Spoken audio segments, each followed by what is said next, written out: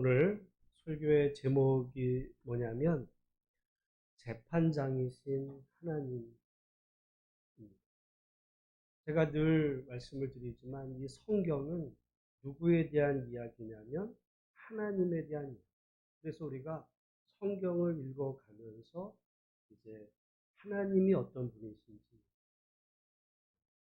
우리가 그것을 이제 바로 알아야 그 하나님의 자녀인 내가 누구고 어떻게 살아야 되는 것이 옳은지에 대한 답이 나옵니다. 그러니까 그냥 하나님은 믿어. 근데 그냥 내가 사는 건 내 마음대로 사는 거야. 그건 그리스도인이 아니야. 그건 신앙인이 아니야. 우리가 하나님을 제대로 알아야 우리가 살아가는 삶 속에서 바르게 살 수 있고 믿음 생활만 하면 되는 게 아니고요. 믿음대로 살아야 됩니다.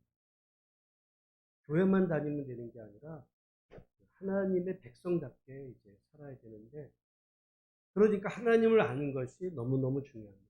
여러분, 우리가 성경 전체에서 하나님은 어떤 분이시냐를 말할 때 단 하나로 만약에 요약한다면 하나님은 왕이십니다. 근데 어떤 왕이냐? 보통의 왕은요, 자비한 왕이란 없어요. 보통의 왕은 거의 절대자죠. 근데 이제 자기를 따르는 자들에게는 조금 이렇게 하고, 만약에 여러분 우리 조선시대에 제일 우리 사람들이 어떻게 보면 좋아하는 왕이 누구인지 아세요? 많은 사람들. 조선시대. 보통 세종을 말하는데, 세종이 사실은 좋은 왕이 될 수 있었던 이유 중에 하나가 세종의 아버지가 누구냐면 태종 이방원. 근데 그 이방원이 말하자면 세종이 왕으로서 그렇게 통치하게 될 때 걸림돌 될 만한 사람을 다 죽였어요. 심지어 세종의 장인도 죽였어요. 세종의 부인이 심씨거든요. 제가 청송심씨예요. 청송심씨. 그래서 제가 그건 잘 알아요. 아버지가 누구냐면 시몬인데, 시몬이 태조 이성계랑 조선을 건국하는 정말 1등 공신이에요. 시몬의 묘가 어디 있었냐면 저기 광교에, 옛날에 저 광교에 이렇게 이제 용인 쪽으로 넘어가다가 왼쪽에 큰 묘 하나 있는 거 있었어요. 못 보셨나 봐. 그게 시몬의 묘였어요. 시몬. 근데 시몬을 말하자면 태종의 입장에서 보면 시몬은 조선을 건국한 1등 공신이고, 자기의 말하자면은 사돈인데, 그리고 자기 아들 세종의 장인인데 죽여버렸어요. 외척이 힘못 쓰게. 그런 속에서 여러분 세종이 집권하게 된, 정적이 없는 거야 거의. 그러다 보니까 그런 이제 됐는데, 모든 왕들은 사실은 만약에 자기의 왕권을 누가 위협한다, 그럼 가차 없어요. 그런 시대 속에서 말하자면 세상의 모든 왕들은 거의 독재자에 가까운데, 우리 하나님은 사랑의 왕이십니다. 사랑의 왕. 그런데 하나님은 동일하게 이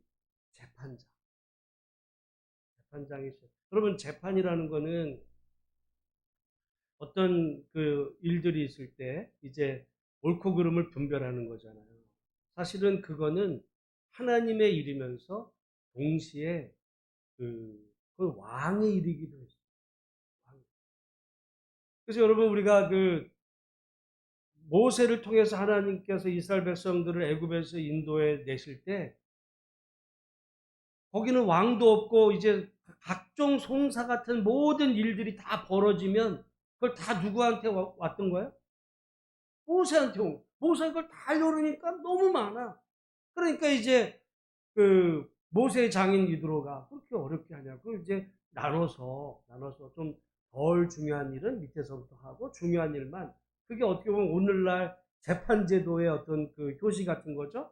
뭐 이제 그 지방법원에서 어떤 일이 벌어지고 고등법원에서 벌어지고 나중엔 대법원이 이런 일들을 이제 하게 됐고 그것이 그래서 여러분 솔로몬이 어떻게 보면 지혜롭다는 것에 가장 그 첫 번째로 그 인정받은 계기가 뭐냐면 재판이었어요, 재판.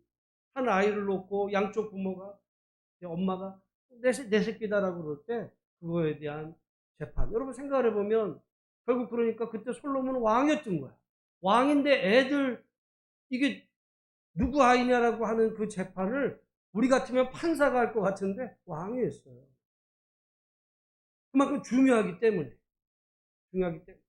그래서 옛날에도 보면은 우리 각종 고을이나 이런 게 이제 그 억울한 일이 생기면 옛날에 그 사람들이 저기 그냥 경복궁 임금님 앞에 와가지고 이제 북을 두드리면서 이렇게 심는 거죠. 억울하다. 그러면 이제 거기서 이제 왕궁에서 나와서 무슨 일이냐 그렇게 했을 때 거기서 이제 이렇게 그 송사에 대해서 나라에서 이렇게 분간하는 일을 할 만큼 이 재판이라는 제도는 우리가 인간 삶을 살아가면서 사람들은 다 얽히고 설키기 때문에 때로는 뭐 피해를 당하기도 하고 뭐 이런 일들이 벌어지는 거를 이제 그거를 잘 분별하는 그 일은 너무너무 중요하고 그리고 하나님은 바로 그런 일이죠.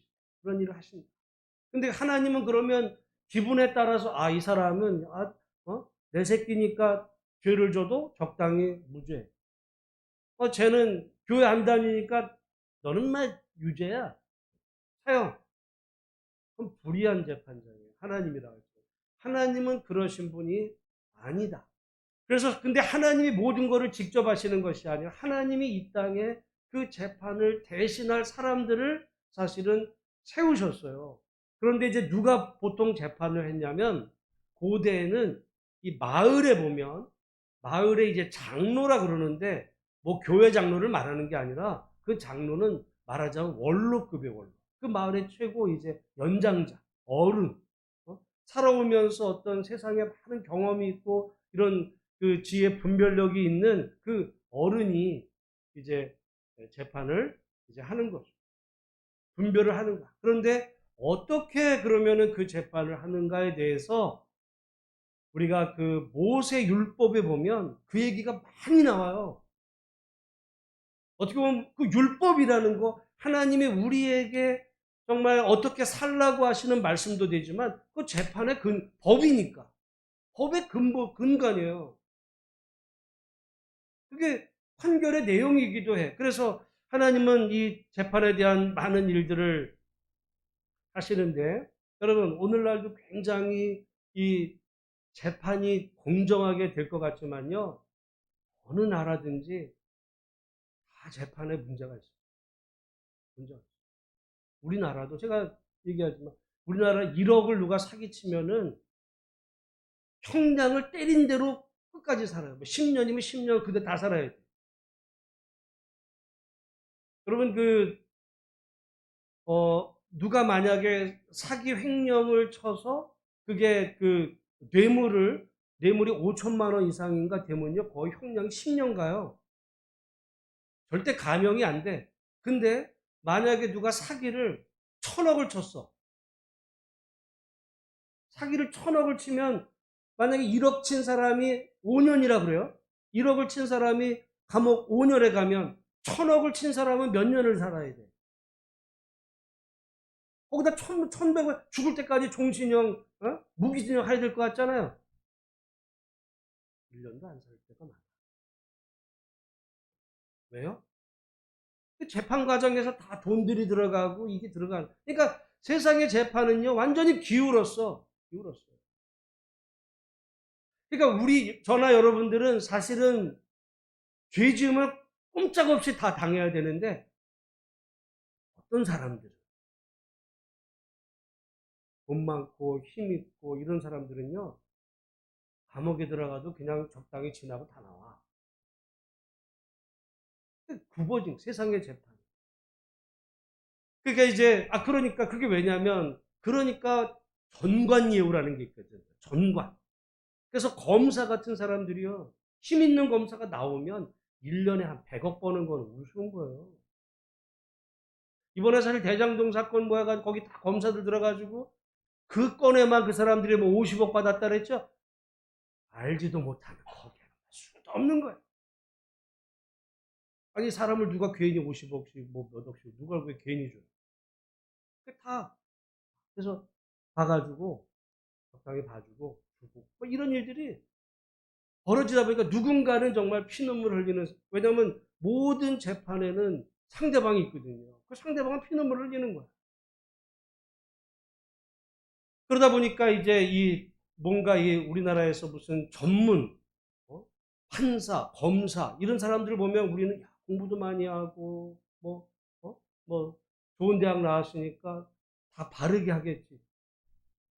제가 볼 때 제일 부패한 데가 지금 거기예요. 그러다 보니까 이런 전문 재판관이 아니라 미국 같으면은 그러면 어떡하냐. 미국은요, 그 배심원단이라는 게 있어. 배심원은 뭐냐면 전문 판사가 재판을 담당하는 게 아니라 일반 시민들 중에서 무작위로 사람들을 뽑는 거야. 어떤 사건이 벌어지잖아요. 그러면 그 수원 같으면 수원에 사는 사람들 가운데서 무작위로 추첨하는 거예요. 그래가지고 뭐 그러다 보면 권사님, 집사님도 재판 이제 벌어지는 게 거기 딱 배심원에 앉는 거야. 그리고 이제 재판이 벌어지는 거를 듣는 거죠. 들어.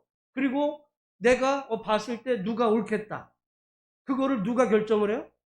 그 배심원들이 결정하는 거야. 그러니까 사실 뇌물이 들어갈 소지가 있을까 없을까요? 별로 없어. 그리고 사실 우리나라 같으면 얼굴 딱 보면은 신원이 금방 다 어떻게 보면 좁은 나라라서 되는데 미국은요 워낙 넓어서 인종도 다르고 뭐 피부도 다르고 뭐 언어 다 달라가지고 그거 잘못 걸리면은 크게 나니까 그러니까 거기는 그렇게 해서 이제 하니까 어떻게 보면 한결 재판이 공정할 수 있어요. 그 판결을 누가 내리는 거냐면 공부 많이 한 판사가 아니라 그냥 고등학교 나온 일반 시민이 봐서도 여러 웬만한 거는 들으면은 뭐가 누가 옳은지 알 거 아니야. 그거는 무슨 판사만 알아요? 보통 보면 다 알아. 그러니까 이제 그렇게 해서 하는데 그럼 이거는 항상 옳으냐? 그렇지도 않아요. 왜냐하면 이거는 정말 큰 사건이었는데 제가 그 살던 그 미국에 살던 그 지역에서 조금만 올라가면 이제 거기에 제가 가기 한 8, 9년 전에 한 사건이 있었는데요. 로드니 킹이라고 하는 흑인이 이 차를 술 취해가지고 몰고 가다가 경찰한테 잡힌 거예요. 그러니까 이제 경찰이 끌어내가지고는 체포하면 되잖아. 술 취한 사람. 그게 아니라 그냥 구타를 거예요. 여러분 가끔 뉴스에서 보잖아요. 흑인 저기 하면 그냥 패는 거예요, 애들은. 근데 생각해보면 일리가 있을 수 있어요. 왜냐면 걔는 총을 소지했기 때문에 여차하면 쏜다고요. 경찰이고 뭐 그냥 쏴버려요. 그러니까 이제 꼼짝 못하게 하기 위해서 이렇게 강압적으로 하는 그거를 공교롭게 TV가 다 중계를 했네? TV가 찍고 있는데 패고 있었던 너무 가혹하게 패니까 그게 문제가 됐어요. 그래가지고 경찰관이 이제 구속이 된 거야. 그건 너무 가혹행위다. 그래가지고는 그 재판을 벌이는데 이제 거기서부터 이제 웃긴 일이에요. 그 이제 제가 거기 그 시절 거기 잘 알고 있었던 내용이 뭐냐면 그 사건이 벌어진 거기는요 약간 좀 가난한 사람들이 살고 있던 지역. 그러면 거기서 사건이 벌어졌으니까 재판을 거기서 해야 되잖아. 근데 재판을 거기서 안 하고 거기서 한 30분, 40분 떨어진 그 곳에 어떤 지역이 있었냐면 거기가 이제 예전에 그 누구야 그 갑자기 미국 대통령이 그 대통령 별장하고 대통령 기념관이 있는 그 지역 거기는요 완전 백인촌이야. 완전 백인촌에서 재판을 벌인 거예요. 벌어지기는 흑인들이 많이 사는 지역에서 이게 사건이 벌어졌는데 재판을 거기서 안 하고 완전 백인들 그 사는 그 지역에 거기 완전 백인촌이에요. 저 가봤어요. 대통령 그 기념관에 제가 가봤거든요. 거기서 한 거예요. 거기서. 그러니까 배심원들 흑인이에요, 백인이에요? 다 백인이야. 흑인 하나도 없어. 다 백인이니까 그 경찰을 유죄를 때렸을까요? 무죄를 때렸을까요? 무죄를 때린 거예요. 그러니까 그 얘기를 듣고 흑인들이 난리가 난 거예요. 어디서 난리가 났냐면 이제 거기서 LA 한 40분, 50분 정도 이제 그 차 타고 달려야 거기 LA거든요. LA 도심에 그 한인타운 바로 밑에가 흑인들 촌이에요, 거기가. 어떻게 보면 LA에서 제일 위험한데 거기가 한인타운 바로 밑이야. 거기서 이제 흑인들이 거기는 진짜 잘못하면 총 맞아 죽는 일이 수도 없이 벌어지는 곳이에요. 근데 거기서 이제 흑인들이 들고 일어나기 시작한 거야. 그러면서 막 부시고 막. 근데 이제 그때 그 경찰들이 공교롭게 이제 그 지역으로 유대인 지역 또 이렇게 한인, 왜냐면 도로 따라 가는 거에 다른 지역은 막고 한인 타운 길로만 길을 연 거예요. 그러니까 이제 분노한 흑인들이 한인 타운 쪽으로 이제 몰려 나가면서 걔네들은 우리가 TV 보면 막 그냥 방어하고 막 난리 치잖아요. 그게 이제 소위 말하는 LA 폭동입니다. LA 폭동이 그래서 이런 재판 때문에. 그러니까 사람들은 전혀 모르는 사람도 같은 피부가 같다는 이유로 팔이 안으로 굽어. 그러니까 여러분 세상에 이 모든 어떻게 보면 재판은 다 문제가 있어요. 근데 오늘 본문의 말씀에 하나님은 재판장이신데 하나님은 그런 의미에서 보면 우리가 그 항상 사람들이 팔 안으로 굽는다고 생각하듯이 하나님도 팔이 안으로 굽을 거라고 생각해서 하나님은 내 새끼는 그냥 죄졌어도 너는 괜찮아. 어? 내 새끼니까. 너는 여러분 하나님이 그러신 거예요. 그러니까 우리가 하나님이 어떤 분이신지를 바로 아는 게 왜 중요하냐? 하나님이 정말 피부색이나 어떤 그 사람들의 그 부자고 가난한 어떤 그런 것 때문에 차별하시는 분이 아니신 분이 나의 하나님이시라면 내가 이 땅을 살아가면서 어떤 일들을 내가 분별해야 되는 일이 있을 때 내 편이라고. 어? 재판만이 아니라 그건 투표도 마찬가지. 우리나라 정말 이 좁은 땅덩어리에서 경상도하고 지역, 우리 경상도야, 전라도야, 충청 웃기는 소리를 하고 있어요. 다 거기서 다 그러니까 그게 죄악에서 드러나는 죄성이거든요. 하나님이 그걸 가지고 분별을 하세요. 근데 성경에 보면 그래서 성경에 보면 이 하나님이 이 그 재판에 대한 이야기들이 여러분 굉장히 많습니다. 그런데 이렇게 생각해 볼 수 있어요.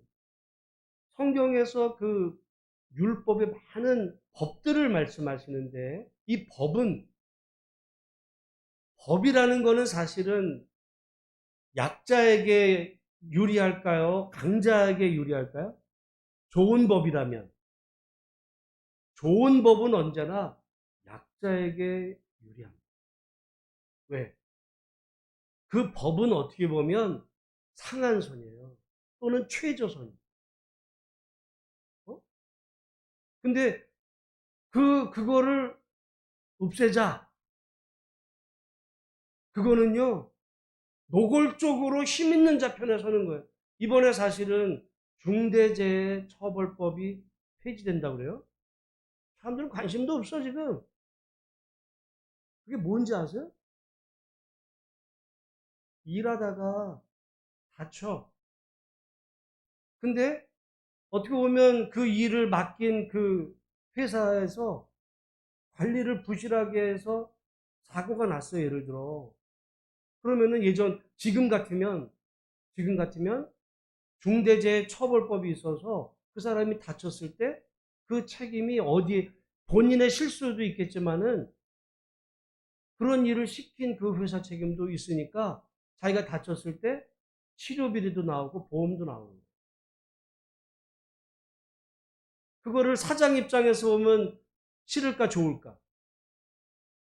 싫어요. 그러니까 사장들은 어떻게 했으면 좋겠어? 없앴으면 좋겠어요. 그래서 이번에 없어요. 그러니까 어떻게 보면 모든 법이라는 거는 힘없는 사람에게 유리한. 왜냐하면 이 법이 없어지면 세상에 뭐가 되느냐면 그냥 정글이 되는 거야, 정글. 무법천지가 돼, 힘 있는 놈이 다 먹는 게 되거든요. 근데 법이 딱 만들어지면 내가 다 먹으려고 해도 너 안 돼. 가령 지금 그 말이 나오는 거 가운데 그 노동 시간에 대한 얘기가 있어요. 아유, 막 따지고 뭐 무슨 소리.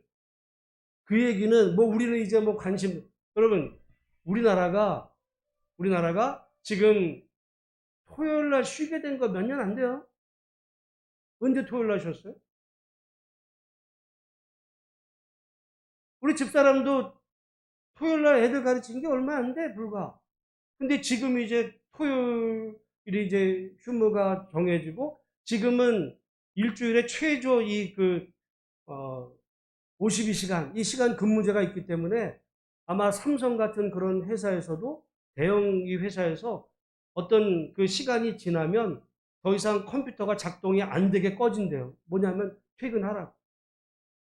그래서 퇴근해서 집에 가서 뭐 가져가고 그거를 법으로 정한 거. 왜냐하면 법으로 안 정하면 회사에서 보면은 야 일도 바빠 죽겠는데 어딜 와. 그러니까 옛날에 보면 별로 할 일도 없는데 꼭 야근한데 괜히 하는 일도 없으면서 그냥 저기 부장 같은 이런 사람 집에 가도 별로 할 거 없고 그러니까 괜히 직원들 눈치 보게 앉아 시키는 거예요. 그러면은 잘리지 않기 위해서 남아있지만은 그 사람은 정말 삶이, 요즘은 근데 어떻게 보면 그 법이 있어가지고 우리가 퇴근도 하고 이후에 또 자유시간도 갖고 뭐 취미생활도 하고 가져가고 뭐 시간도 갖고 뭐 토요일도 쉬고 이게요 법 때문에 된 거예요. 근데 그 법을 지금 없애는 단계로 들어갔어요. 제가 볼 때 심각한 일이 벌어졌어요. 가령 지금 어느 정도까지 우리가 좋았냐면 제가 어제 우리 저기 그 신방 가다가 그 얘기 했는데 예를 들어 가령 여러분들이 길을 가다가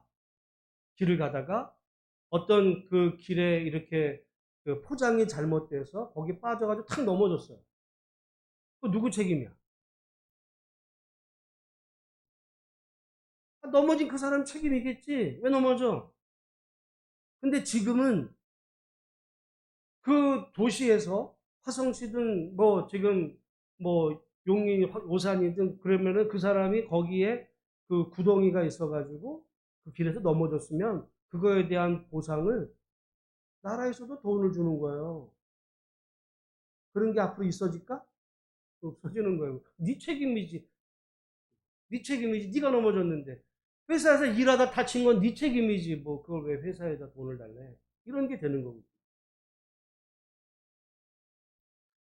이 법이라는 거 어떤 관점에서 보느냐. 아니 나는 뭐 저는 솔직히 말해서 아니 나는 아무런 뭐 중대재해법이 없어져도 관계 없고 아니 나 누가 날 중대 뭐 일을 시킬 거야 뭐야.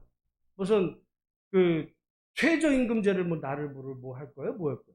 나는 사실은 아무런 별도 없는데 앞으로 일해야 될 많은 젊은이들 사람들에게는요 제가 볼 때 지옥문이 열립니다. 그래서 이 법이라는 거. 근데 하나님은 그러니까 하나님의 모든 법은요. 좋은 법이야. 나쁜 법을 쓰신 적이 좋은 법. 여러분 심지어 제가 오늘 새벽과 이어서 말씀하는데 이제 영원 불변하신 하나님의 말씀과 그 시대적인 상황에 따라서 그래서 제가 아침에 이 노예제를 얘기를 했잖아요. 노예제. 물론 성경에서 노예제를 폐지하라. 하나님 그렇게 말씀하시지 않아요. 그러니까 많은 사람들 뭐라 그러냐면 하나님 폐지하지 말라 그랬고 그 시대에 노예제가 있었으니까 하나님은 노예제를 찬성하시나 보다? 이런 얘기예요. 좋아. 그러면 노예제를 찬성하신다 그래도 성경 안에 보면 그 노예를 다루는 많은 법들이 있어. 가령 노예라고 할지라도 일주일에 하루는 안식이래. 어떻게 해야 돼? 완전히 쉬어야 돼. 노예일지라도 노예라고 노예제 그래 인정을 해. 하나님 뭐 노예제를 부정하지 않으셨다고 하지만은 뭐 그렇다고 한다면 그러나 그러면은 그것도 지켜야지. 안식일을 완전히 노예에게도 짐승도 쉬게. 그렇게 하나님의 말씀대로 사는 게 중요하다고. 그러면 안식일 완전히 노예 너만 쉬지 말고 노예도 쉬게 해. 그래 그것도 지켜야 되고 그 다음에 종은요 몇 년 되면 풀어줘야 돼? 에? 그거는 땅이고 노예는 7년이면 풀어줘야 돼. 안식년이 되면요 노예를 해방시켜야 되는 거야. 좋아 노예제를 인정한다고 쳐. 근데 그러면 7년의 안식 그 노예를 풀어줘야 되는 것도 지켜야 되는 거 아니야. 그러니까 그런 걸 안 지켜. 안식일이 돼가지고 종에게 휴식 주는 건 그건 안 지키고 하나님이 노예를 인정하시는. 그래가지고 아침에도 말씀드린 것처럼 노아의 그 아들이었던 아비의 그 하체를 뭐 그런 거 했다고 해가지고 저주했다 그러니까 흑인은 저주받아서 노예제를 만들어도 이게 하나님 허락하신 법이라고 여러분 우리가 좋아하는 미국 교회가 그렇게 가르쳤고요. 거의 흑인을 그냥 하나님의 말씀에 근거해서 뭐 진짜 짐승에게도 그렇게 못할 짓들을 저질러요. 그런 배경 위에서 미국이 부자 된 거예요. 뭐 미국이 다르게 어디서 미국만 그런 것도 아니고 유럽도 그랬어. 지금 솔직히 말해서 서방에 잘 나가는 이 나라들이 뭐 무슨 기도로 지금 부자 된 게 아니라 그 과정에서 정말 그 흑인들의 피와 땀의 착취 노동력 그걸로 그 산업이 이제 부흥하게 됐는데 그럴 때 근거가 하나님이 노예제를 인정하셨지 않냐? 그래? 그러면은 7년마다 풀어줘. 그걸 안 지켜. 여러분 그러니까 성경에 보면 하나님은 장치를 다 마련하셨어요.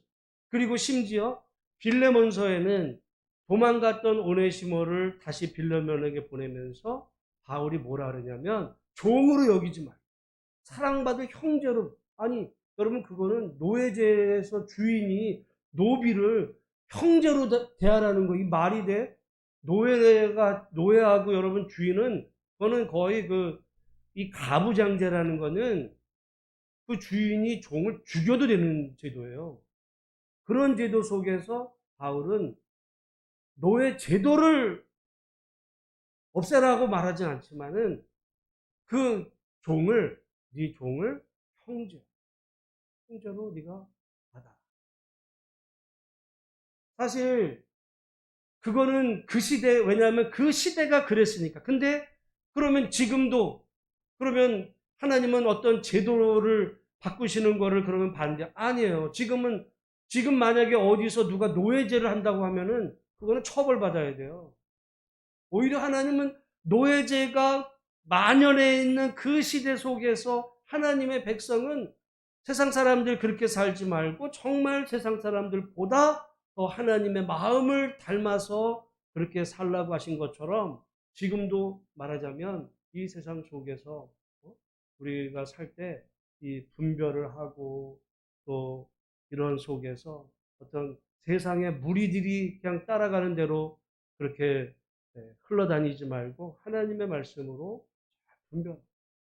여러분 모든 법은 약자에게 그래서 악법도 법이다라고 이야기할 때 그 악법이라고 하는 것조차도 법이 없으면 더 끔찍해지니까 더 끔찍해지는 거를 막. 그러면서 여러분 하나님은 재판장이십니다. 하나님의 법은 좋은 법, 항상 좋은 법이고 이제 그런 법인데 세상의 사람들은 그 법을 이용해 먹죠. 자기에게 유리한 쪽으로 이용해 먹어. 그래서 소위 요즘 판검사들을 뭐라고 그러는지 아세요? 법꾸라지라고. 법을 이용한 미꾸라지. 자기네들 중에 여러분 그거 아세요? 거의 검사가 처벌받은 예는 없어.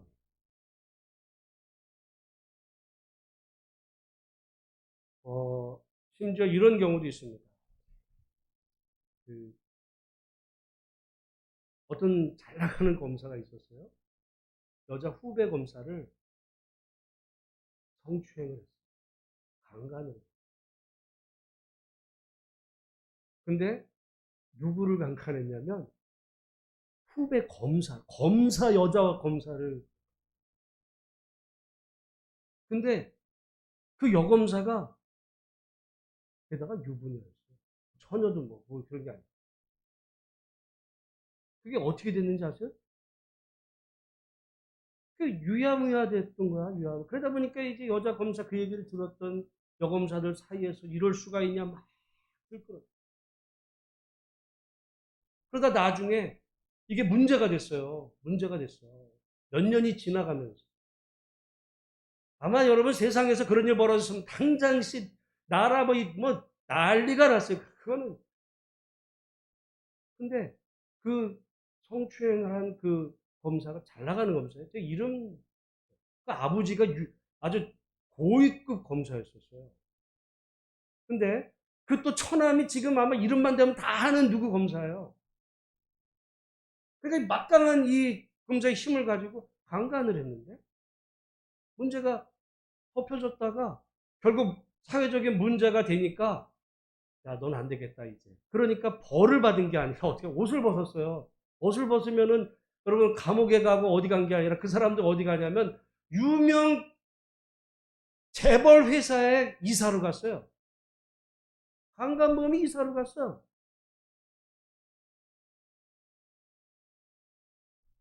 근데 이제 그게 또 문제가 되다 보니까 결국에는 나중에 그 사람이 그 1년 처벌을 받았어요. 그 유명한 한모 검사라는 사람의 처남. 그 집안이 그러다 보니까 강간을 했는데도 처벌이 안 받았어요. 이사로 가. 이런 법꾸라지. 법을 이용해 자기네끼리 다 넘어가. 아주. 그런 일들이 백주단에서 우리가 모르는 사이에 벌어집니다. 저는 그래서 오늘 재판장이신 하나님. 이 땅에서는 우리가 정말 다 알 수 없는 정말 비일비재한 비리들, 뭐 억울하고 뭐 이런 일들이 벌어져요.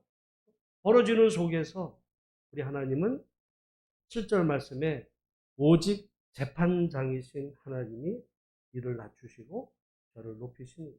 지금은 어떤 사람이 이제 어떻게 처벌받는지에 대해서 우리가 몰라요. 근데 재판장이신 하나님이 반드시 보복하십니다. 하셔야 하나님이 정의로운 거예요. 왜냐하면 세상에서는 그들이 어떤 힘 있는 자들이다 보니까 세상은 어떻게 못해. 누가 못해. 근데 그게 다 옳은 줄로 알고 자기네들 멋대로 이런 일들이 벌어지지만 하나님이 반드시 높일 자는 높이시고 낮출 자는 낮추시고 이 땅에서 안 되면 영원한 나라에서도. 그러니까 그 사람들은 또 어떻게 하냐면은 그러니까 나는 교회를 다녔어? 저는 면제 안 돼요. 회개를 해야 돼. 회개를 해. 그러니까 이 사람들이 나쁜 건 세상에서 온갖 죄는 다 지으면서 교회를 다니네? 그럼 하나님은 교회 다니니까 다 용서해. 천만에. 우리가 그건 하나님을 이용해 먹는 거죠. 자기 유리한 대로. 여러분, 오늘 우리 재판장이신 하나님. 그러니까 우리가 재판장일 때 우리가 세상을 살아가면서 때로는 우리가 억울한 일, 힘든 일 생겨서 피해를 보기도 하고 세상에서는 불의한 일들이 벌어지고 힘 있는 자들이 득세하는 이 어떻게 보면 정말 마귀가 승리하는 마귀가 지배하는 세상 같지만 그러나 공의로우신 우리 하나님이 반드시 모든 일에 대해서 선악간에 분별하실 것에 대한 분명한 믿음. 저는 그런 믿음이 있어요. 지금은 그들이 잘 나가는 것 같아도 언젠간 너는 망할 거야. 왜냐하면 하나님이 보고 계시니까.